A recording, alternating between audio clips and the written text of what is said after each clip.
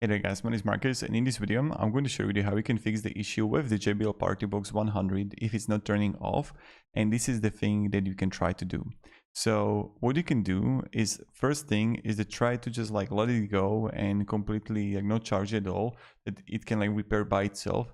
But the one thing that you want to do and try to do is to first turn it on, have it turn on, and then you just want to press and hold the plus and play button at the same time.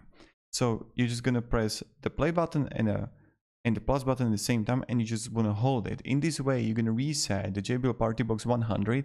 So maybe it's like going to be a software issue and it's going to reset, therefore it's not going to have any issue at all, and you're gonna solve this. So let me know below in the comments if it actually helped you. I just wanted to make this quick video for you on how we can solve it, and thank you very much for watching and have a great day and goodbye.